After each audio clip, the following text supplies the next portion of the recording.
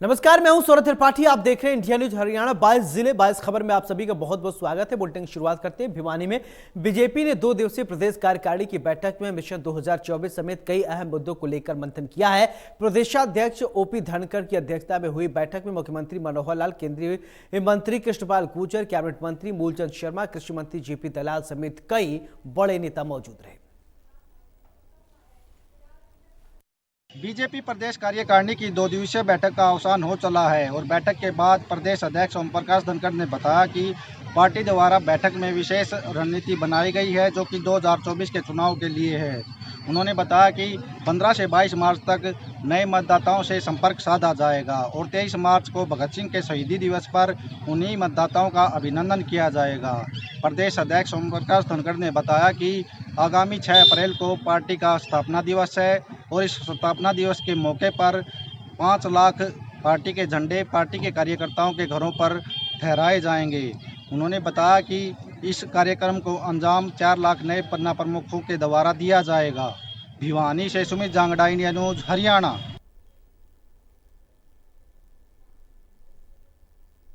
उधर कुरुक्षेत्र के लाडवा कस्बे में पूर्व मुख्यमंत्री भूपेंद्र हुड्डा ने डीएसबी इंटरनेशनल स्कूल की आधारशिला रखी और इस दौरान बताया जा रहा है हुड्डा ने कहा कि भविष्य में शिक्षित समाज की ही देश की तरक्की करेगा। वहीं इस मौके पर मौजूद पूर्व विधानसभा अध्यक्ष कुलदीप शर्मा ने बीजेपी पर तंज कसते हुए कहा कि बीजेपी भले ही मिशन 2024 की तैयारी कर रही है, लेकिन जनता ने भी बीजेपी को प्रदेश से चलता करने का मन बना लिया है। धर्मनगरी कुरुक्षेत्र के लाडवा कस्बे में डीएसबी इंटरनेशनल स्कूल का उद्घाटन करने पूर्व मुख्यमंत्री भूपेंद्र सिंह हुड्डा पहुंचे। के साथ स्कूल के संरक्षक ब्रह्मस्वरूप ब्रह्मचारी भी मौजूद थे। इस अवसर पर अपने संबोधन में पूर्व मुख्यमंत्री भूपेंद्र सिंह हुड्डा ने कहा कि उन्हें शिक्षा से लगाव रहा है। वह कई शिक्षण संस्थाएं, उनके दादा व परदादा उसमें ट्रस्टी रहे।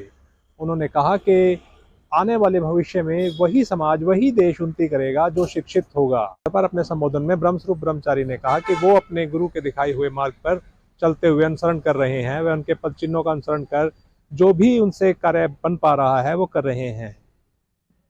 पूर्व विधानसभा अध्यक्ष कुलदीप शर्मा ने इस अवसर पर कहा कि इस क्षेत्र में यह स्कूल मील का पत्थर साबित होगा। वहीं उन्होंने कहा कि भाजपा मिशन 2024 की तैयारी कर रही है, तो उन्होंने तंज कसते हुए कहा कि प्रदेश की जनता भी उन्हें सत्ता से बाहर करने का मन बनाए बैठी है। कुरुक्षेत्र से राजीव अरोड़ा, इंडिया न्यूज हरियाणा।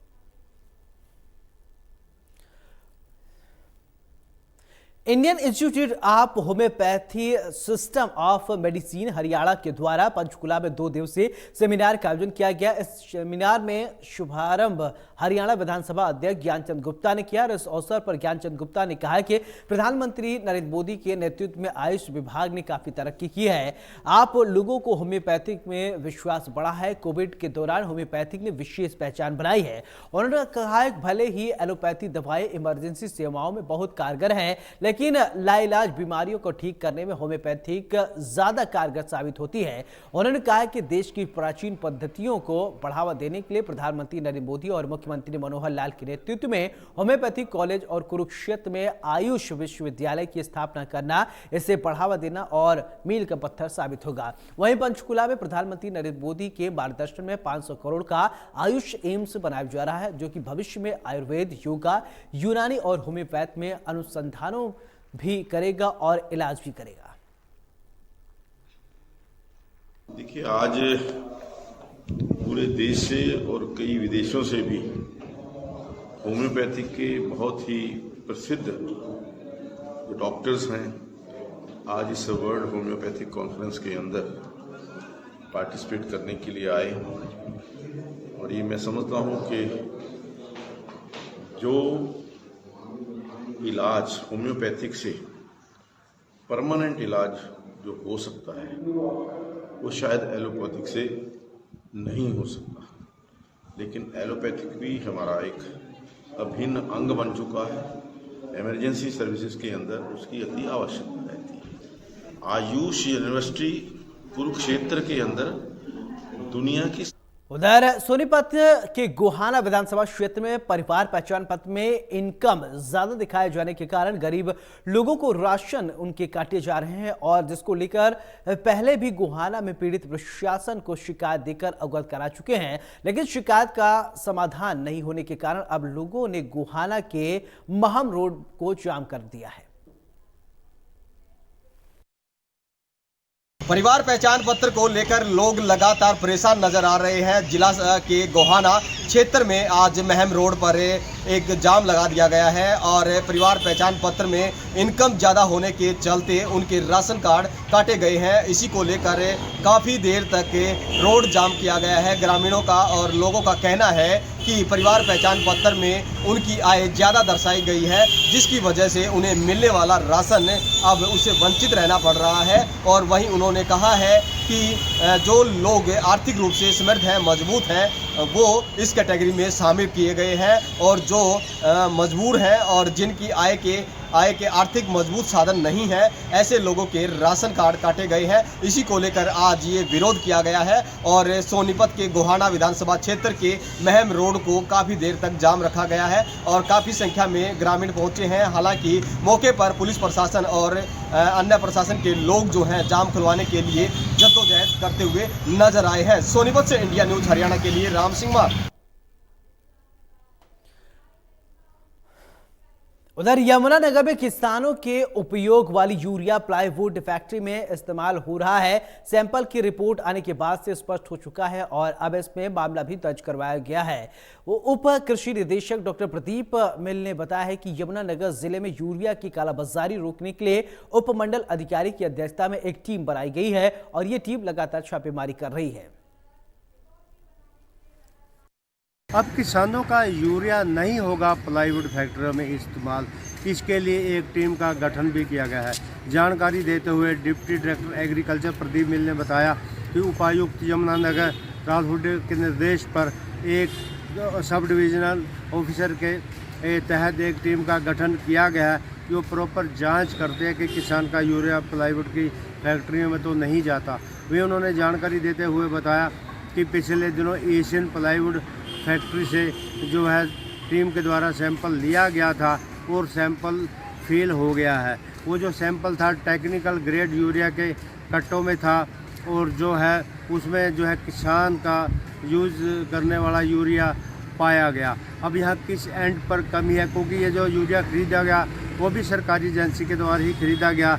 उनके द्वारा जो जांच में दोषी पाया जाएगा उसके खिलाफ भी कार्रवाई की जाएगी। वहीं उन्होंने बताया कि अब जो है उपायुक्त के निर्देश हैं कि जो भी गांवों में पैक्स केंद्र है किसानों को यूरिया वहीं से मिलेगा ताकि उनको जो खेत में आने जाने में भी दिक्कत ना हो। यमुनानगर से देवदास शारदा, इंडिया न्यूज़ हरियाणा।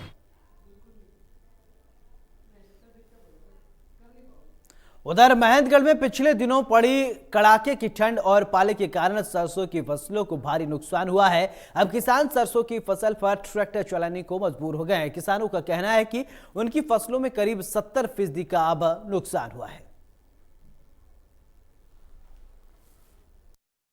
जिला महेंद्रगढ़ में पिछले दिनों पड़ी ठंड और पाले का असर अब देखने को मिल रहा है, जिसका बाहरी नुकसान सरसों की जो फसल है उसमें देखने को मिल रहा है। इसको लेकर आज नांगल चौधरी क्षेत्र के अंदर किसानों ने खड़ी फसल के अंदर ट्रैक्टर चलाया और किसानों का कहना है कि इस पाले के कारण जो किसानों की सरसों की फसल है उसमें 70% के आसपास नुकसान हुआ है और उन्होंने इसके लिए सरकार से मुआवजे की मांग की है। किसानों का कहना है कि जो सरसों की फसल है उसमें सबसे ज़्यादा नुकसान हुआ है, जिस कारण किसानों को बाहरी आर्थिक नुकसान का सामना करना पड़ रहा है। वहीं किसानों ने अब सरकार से मुआवजे की मांग की है। Pradeep Bhanrodia, India news, Mahendragarh.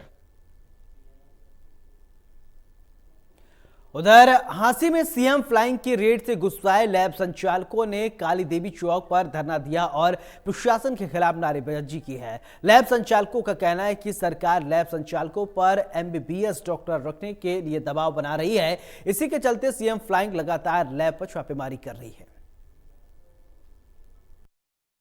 हांसी में अब मरीजों को आज काफी ज्यादा दिक्कत आने वाली है क्योंकि उनकी लैब में टेस्टिंग नहीं होगी। कारण बताए तो हांसी लैब एसोसिएशन द्वारा आज प्रोटेस्ट कर दिया गया है। पूर्णतः हांसी, नारनौल, खेड़ी, चोपटा इसके हांसी के आसपास के क्षेत्रों की तमाम लैब आज बंद रहेगी। कारण क्या? सीएम फ्लाइंग द्वारा लैब एसोसिएशन के जो संचालक है, लैब के संचालक है, उन पर धड़ल्ले से छापामारी करना। इन कारणों से रुष्ट होकर आज लैब संचालकों ने लैब एसोसिएशन के माध्यम से प्रोटेस्ट कर दिया। तमाम लैब एसोसिएशन ने झांसी के काली देवी चौक पर यह प्रोटेस्ट किया व सरकार के खिलाफ जमकर नारेबाजी की। लैब के संचालकों का कहना है कि वो तब तक धरने पर प्रदर्शन करते रहेंगे जब तक उनकी मांगे पूरी नहीं होती। सरकार तब तक अपनी हठधर्मिता नहीं छोड़ती, तब तक उनका आंदोलन जारी रहेगा। इंडिया न्यूज हरियाणा के लिए मैं अनुराग सिंह।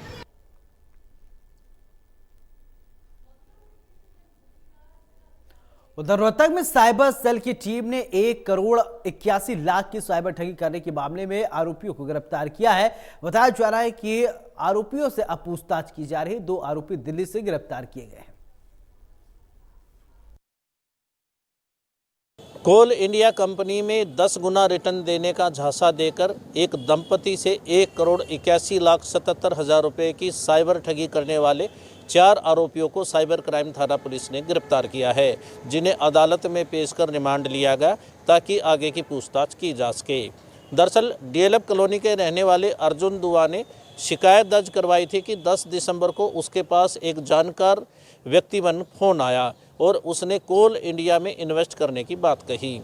तो अर्जुन दुआ ने धीरे धीरे करके 1,81,77,000 रुपये इन्वेस्ट कर दिए। बाद में अर्जुन दुआ को एहसास हुआ कि वो साइबर ठगी का शिकार हो गया। फिलहाल साइबर क्राइम थाना पुलिस ने 4 आरोपियों को गिरफ्तार किया है, जिनमें से 2 दिल्ली तो 2 पंजाब के आरोपी हैं। इन सभी आरोपियों को रोहतक कोर्ट में पेश किया और रिमांड पर लिया गया ताकि हटे गए पैसों की पूछताछ की जा सके। इंडिया न्यूज़ के लिए रोहतक से दिनेश कौशिक। उधर फतेहाबाद की गांव चौबारा में अपने 7 वर्षीय बेटे की हत्या करने की आरोपी महिला और उसके प्रेमी को पुलिस ने काबू कर लिया है। पुलिस की जांच में यह खुलासा हुआ है कि प्रेम प्रसंग के चलते मां ने अपने 7 साल के बेटे की हत्या कर दी।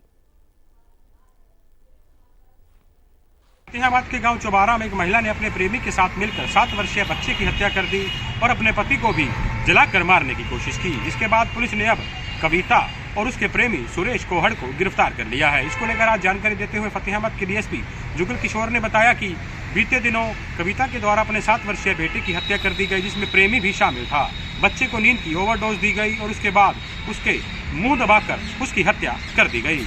डीएसपी जुगल किशोर ने बताया कि इसके बाद जब फौजी पति छुट्टी लेकर वापस आया तो उसे भी जलाकर मारने की कोशिश की गई। अब दोनों के द्वारा यह गुनाह कबूल कर लिया गया है।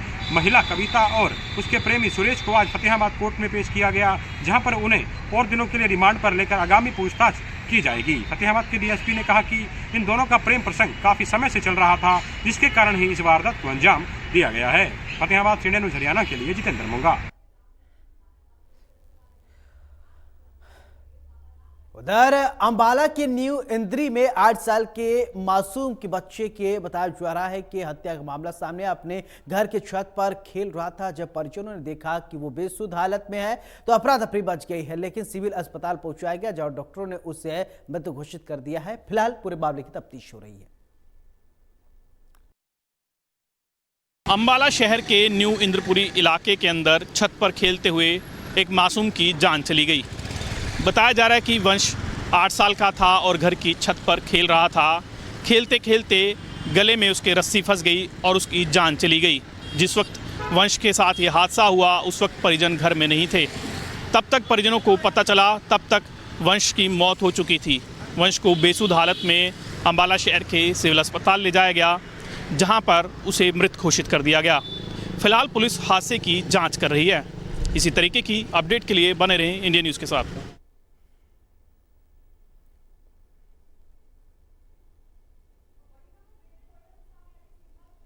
उधर पलवल की अपराध जांच शाखा पुलिस ने नशीला पदार्थ सप्लाई करने वाले पर बड़ी कार्रवाई की है। पुलिस ने एक कंटेनर से 180 ग्राम गांजा बरामद किया है और बता 2 आरोपियों को भी गिरफ्तार किया गया है। पकड़े गए गांजा की कीमत करीब 20 लाख रुपए बताई जा रही है। पलवल की सीआईए पुलिस ने 20 लाख रुपए की गांजा पत्ती के साथ 2 आरोपियों को गिरफ्तार किया है। जानकारी देते हुए डीएसपी सतेंद्र ने बताया है कि मुखबिर खास से सूचना प्राप्त हुई कि 2 आरोपी उड़ीसा से गाड़ी में भरकर भारी मात्रा में गांजा पत्ती को पंजाब ले जा रहे हैं। जैसे ही पुलिस को मुखबिर सूचना मिली तो तुरंत मौके पर नाकाबंदी की गई और अटोहा चौक के पास आते हुए ट्रक को उन्होंने हाथ दिया, तो उसके बाद उन 2 ट्रक को पकड़ा और काबू में लिया, जिसके बाद उस गांजा पत्ती को ट्रक से बरामद किया है। वहीं दोनों आरोपियों को गिरफ्तार करने के बाद पुलिस ने उनको अदालत में पेश कर रिमांड पर लिया है और रिमांड अवधि के दौरान दोनों आरोपियों से गहन पूछताछ की जाएगी कि इस गांजा पत्ती जो कि नशा का कारोबार जो कर रहे हैं उसको उड़ीसा से लेकर पंजाब किस जगह ले जाया जा रहा था और इस पूरे मामले में कितने और अन्य आरोपी हैं उसको लेकर अभी पुलिस गहनता से पूछताछ करेगी। बहरहाल देखने वाली बात तो ये होगी कि पुलिस इस मामले में कब तक और आगे के खुलासे कर पाएगी। कैमरामैन करतार के साथ नितिन शर्मा, इंडिया न्यूज़, पलवल।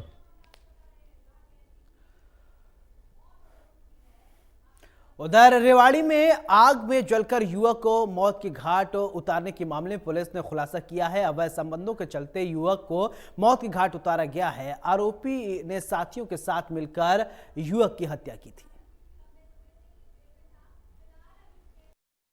अवैध संबंधों के शक में एक शख्स ने अपने ही रिश्तेदार एवं सहकर्मी की निर्मम हत्या कर दी ईंट मारकर, और हत्या के बाद उसके शव को आग के हवाले कर दिया और वहां से फरार हो गया। शिकायत के आधार पर मौके पर पहुंची पुलिस तहकीकात करते हुए आरोपी तक जा पहुंची और उसे गिरफ्तार कर लिया और आज कोर्ट में पेश कर उसे 5 दिन के रिमांड पर लिया गया है। आपको बता दें कि आरोपी और मृतक दोनों ही धारवाड़ स्थित आरएनसी कंपनी के अंदर बतौर चौकीदार कार्यरत थे और शक के आधार पर ही ये हत्या की गई है, पुलिस का ऐसा कहना है। अब रिमांड के दौरान और भी कुछ बड़े खुलासे हो सकते हैं कि इस हत्या में कोई और अन्य शामिल है या नहीं, ताकि पुलिस उन पर भी कार्रवाई कर सके। श्याम बाटला, इंडिया न्यूज़, हरियाणा, रेवाड़ी। उधर चरखी दादरी के मेजबान चौक से सेक्टर की ओर जाने वाले 700 मीटर लंबी सड़क बिल्कुल जर्जर हो चुकी है, जिसमें यहां से गुजरने वाले वाहन चालकों और दुकानदारों को काफी परेशानियों का सामना करना पड़ रहा है। जर्जर सड़क की वजह से कई दोपहिया चालक हादसे का भी शिकार हो चुके हैं। के मेजबान चौक से सेक्टरों की ओर जाने वाली सड़क बिल्कुल जर्जर हो चुकी है। यहाँ से गुजरने वाले वाहन चालकों व दुकानदारों को परेशानियों का सामना करना पड़ा है। लोगों का कहना है कि बार बार प्रशासन को शिकायत करने के बाद भी कोई समाधान नहीं हो पा रहा है। अगर हम 1 माह की बात करें तो 5 से 7 दोपहिया वाहन चालक यहाँ गिरकर घायल हो रहे हैं, लेकिन प्रशासन इस ओर कोई ध्यान नहीं दे रहा है। चरखी दादरी से इंडिया न्यूज़ के लिए सुरेंद्र शर्मा।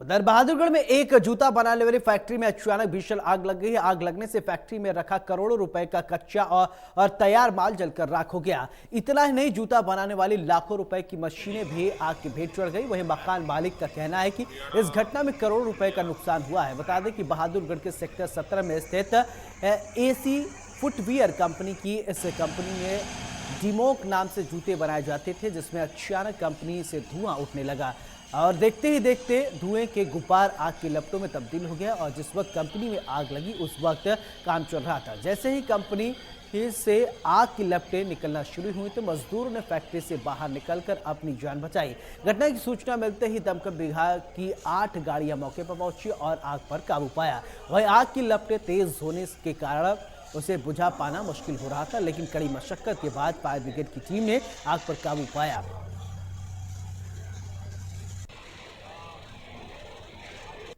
नहीं, अभी आग लगने का पता नहीं लगा। हमारे पास 18:23 की सूचना है, 6:23 की एसी फुटवियर पार्क में लगी हुई है। प्लॉट नंबर 236 है सेक्टर 17 में। और जो हमें सूचना मिली है प्रवीण गर्ग ने दी है, तब की तब हमने गाड़ियाँ निकाल दी 3 एक साथ, और तब तक हम यहाँ आके देखे तब तक बहुत ज़्यादा लपटें बाहर निकली हुई थी। और हमने फिर झज्जर से, सापला से, दिल्ली से और रोहतक से गाड़ियाँ मंगवाई, इस पर कंट्रोल कर दिया गया। कितनी गाड़ियाँ अभी? हमारी गाड़ियाँ हैं 3-4 गाड़ी बहादुरगढ़ की है, एक झज्जर से आई है, सापला से आई है, रोहतक से आई है और दिल्ली से आई है। क्या बनता था फैक्ट्री में? इसमें और इसी के साथ 22 जिले 22 खबर में मेरे साथ फिलहाल लेते हैं। नमस्कार।